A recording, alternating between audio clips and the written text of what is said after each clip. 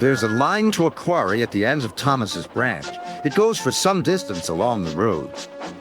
Thomas was always very careful to whistle here in case anyone was coming.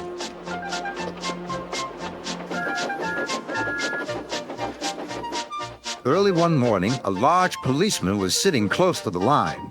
Thomas liked policemen. He had been a great friend of the officer who had just retired. Beep, beep, he whistled. Good morning. Thomas expected that the new officer would be friendly too, but he was sorry to see that he didn't look friendly at all.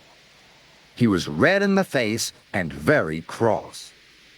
Disgraceful, he spluttered. I didn't sleep a wink last night. It was so quiet, and now engines come whistling suddenly behind me.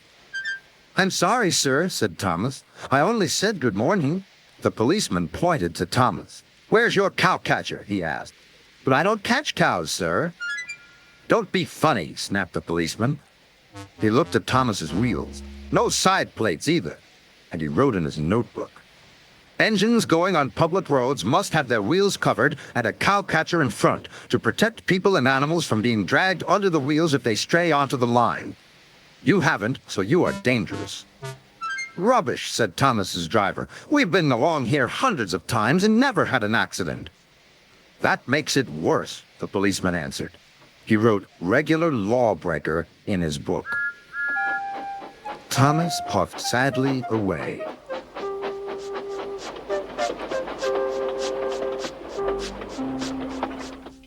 Sir Topham Hatt was having breakfast. He was eating toast and marmalade.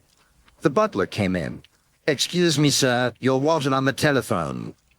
Bother that telephone, said Sir Topham Hatt. I'm sorry, my dear, he said to his wife. Thomas is in trouble with the police, and I must go at once.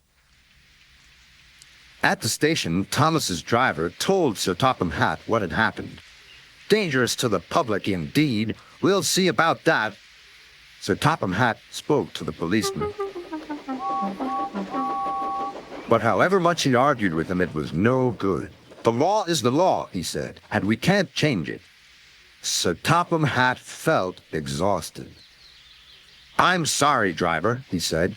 It's no use arguing with policemen. We will have to make those cowcatcher things for Thomas, I suppose. Everyone will laugh, sir, said Thomas. They'll say I look like a tram. Sir Topham Hatt stared. Then he laughed. Well done, Thomas. Why didn't I think of it before? We need a tram engine. When I was on my holiday, I met a nice little engine called Toby. He takes freight cars from the farms, but the trucks are taking over most of his work and he needs a change. He has cowcatchers and side plates. I'll write to his superintendent at once.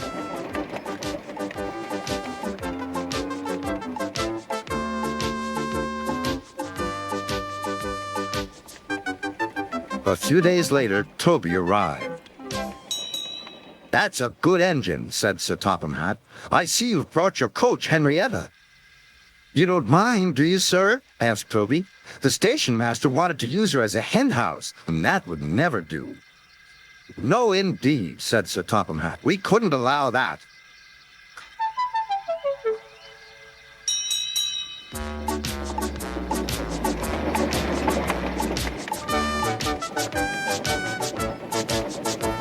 Toby made the silly cars behave even better than Thomas did.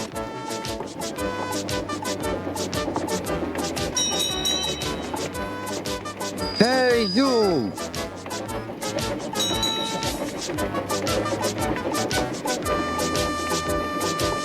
At first, Thomas was jealous, but he was so pleased when Toby rang his bell and frightened the policeman. They've been firm friends ever since.